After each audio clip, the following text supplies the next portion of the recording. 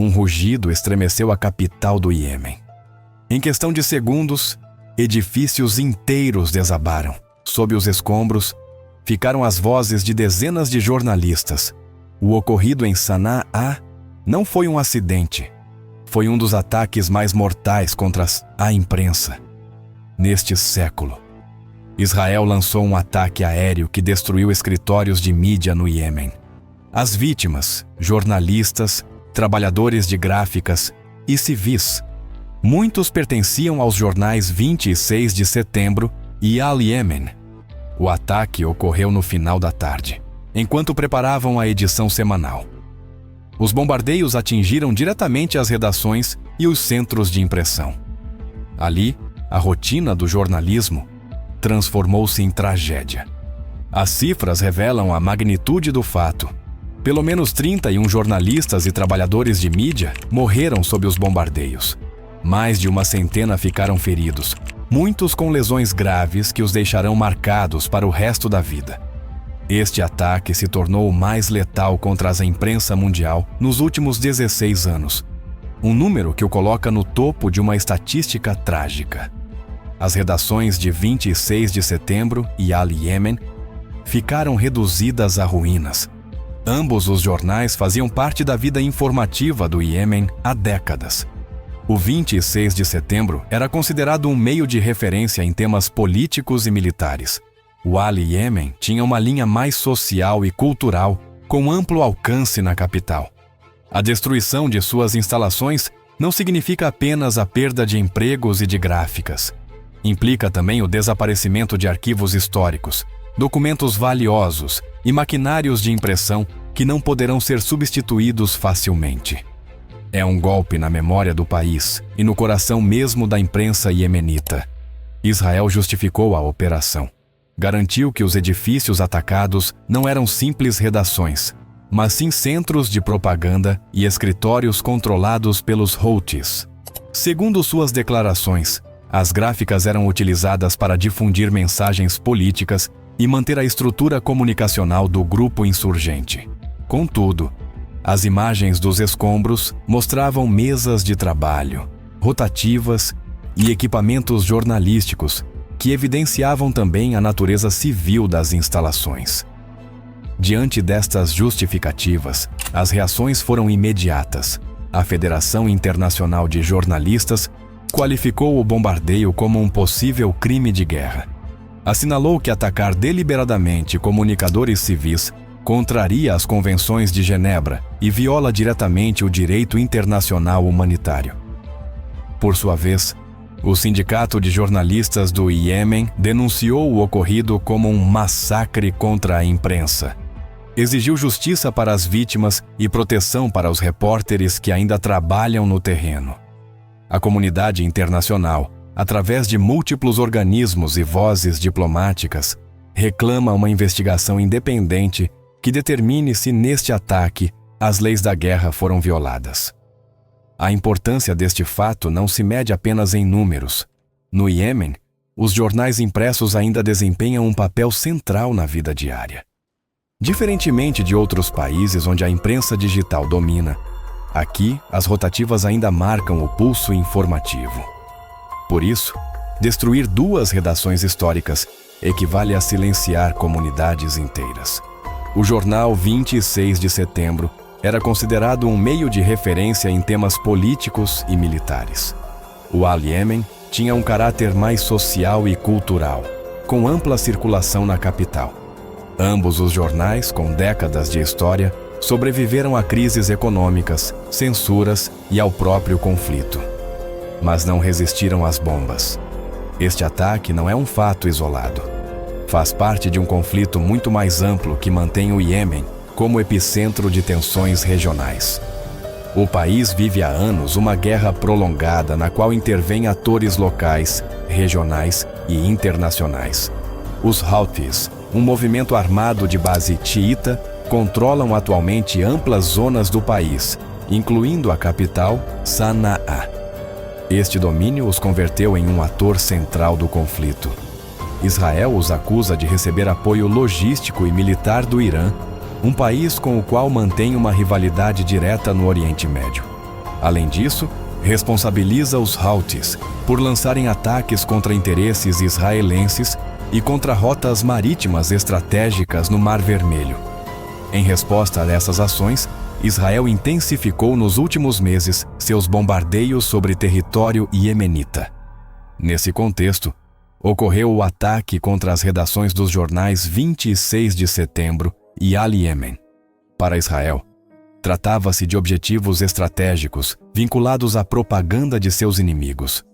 Contudo, para organismos internacionais, esses edifícios eram claramente espaços civis protegidos pelo direito internacional humanitário. O Committee to Protect Journalists relembrou um princípio fundamental: a imprensa em tempos de guerra é essencial. Documenta violações de direitos humanos, dá voz às comunidades afetadas e evita que o silêncio se converta no único relato. Atacar jornalistas significa atacar a própria possibilidade de que o mundo saiba o que ocorre. As Nações Unidas, em diversas resoluções, têm sido explícitas a respeito. Atacar deliberadamente meios de comunicação civis constitui uma violação grave das leis da guerra. Mesmo quando se suspeite de usos militares, as normas internacionais obrigam os estados a distinguir entre combatentes e civis e a evitar danos desproporcionados. A guerra no Iêmen começou em 2014, quando os Houthis tomaram Sanaa. Desde então, o país vive um conflito prolongado com múltiplos atores. Os Houthis, apoiados pelo Irã, o governo reconhecido internacionalmente, apoiado pela Arábia Saudita, e agora a intervenção direta de Israel. Neste contexto, a imprensa local se converteu em alvo constante. Segundo Repórteres Sem Fronteiras, dezenas de jornalistas foram presos, desapareceram ou foram assassinados desde 2015. O ataque em Sanaa representa o ponto mais sangrento dessa perseguição. Após os bombardeios, a dor se estendeu para além dos escombros. Famílias inteiras choram seus entes queridos. Colegas relatam como os mísseis caíram. O Sindicato de Jornalistas do Iêmen falou de massacre. Organizações internacionais condenaram o ataque. A Federação Internacional de Jornalistas pediu que se investigue como crime de guerra. Nas redes sociais, a indignação foi global. Jornalistas de todo o mundo expressaram solidariedade. Relembraram que, sem repórteres no terreno, as guerras ficam envoltas em propaganda e desinformação. Israel insiste que seus objetivos eram militares, mas a comunidade internacional responde: mesmo se houvesse presença Houthi, o ataque foi desproporcionado. O direito internacional humanitário é claro. Os jornalistas são considerados civis. Isso significa que devem ser protegidos, não atacados. As Convenções de Genebra, assinadas em 1949, o estabelecem sem ambiguidade. Além disso, resoluções do Conselho de Segurança da ONU, como a 1738, reforçam esta proteção. Nelas, pede-se a todas as partes em conflito que respeitem o trabalho dos comunicadores. Quando um ataque como o de Sanaa ocorre, os organismos internacionais reclamam uma investigação independente. O objetivo: determinar se foi cometido um crime de guerra.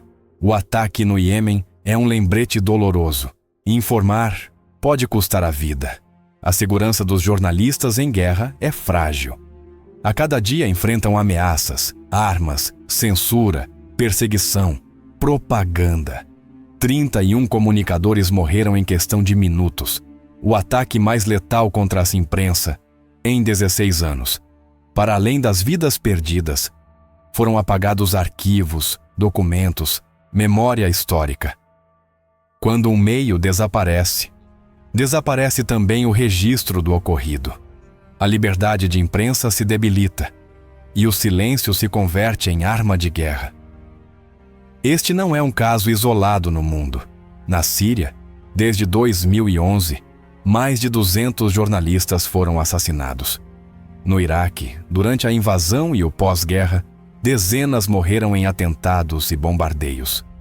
Na Ucrânia, após a invasão russa, Vários repórteres perderam a vida documentando os combates. E em Gaza, múltiplos ataques recentes custaram a vida a jornalistas locais. Cada um destes casos mostra um padrão. Os jornalistas são cada vez mais vistos como objetivos. O ataque em Sanaa, contudo, destaca-se por sua magnitude e concentração de vítimas em um só instante. O desaparecimento de meios não significa apenas silêncio informativo. Também tem um impacto cultural e social. No Iêmen, onde grande parte da população depende de jornais impressos, perder redações inteiras equivale a perder a memória coletiva. As rotativas destruídas não imprimiam apenas notícias. Também publicavam literatura, poesia e avisos comunitários. Em sociedades em guerra, estes espaços cumprem um papel essencial: manter a coesão social, oferecer um ponto de encontro, preservar a identidade nacional. A Unesco estima que na última década, mais de 900 jornalistas foram assassinados em todo o mundo. Na maioria dos casos, os responsáveis não foram levados à justiça. A impunidade é a norma. O ataque de Sanaa se converte assim em um caso emblemático, não apenas pelo número de vítimas, também porque expõe a vulnerabilidade extrema daqueles que trabalham na imprensa local, menos protegidos que os correspondentes estrangeiros. O jornalismo em zonas de conflito não apenas informa, também documenta violações de direitos humanos, recolhe provas que, no futuro, podem servir em tribunais internacionais. Por isso, quando se ataca a imprensa, não só se elimina a informação imediata, obstrui-se a justiça futura. O trabalho de um jornalista em guerra é comparável ao de uma testemunha. E eliminar testemunhas sempre favorece aqueles que buscam a impunidade. A tragédia em Sanaa já é um capítulo obscuro na história da imprensa. Não se trata apenas de um ataque a jornalistas e redações. É um golpe direto na memória, na verdade e no direito universal à informação. O ocorrido transcende fronteiras, mostra o quão vulnerável pode ser o trabalho jornalístico em meio à guerra. Lembremos que, sem jornalistas, as sociedades ficam expostas ao silêncio, à propaganda e à manipulação.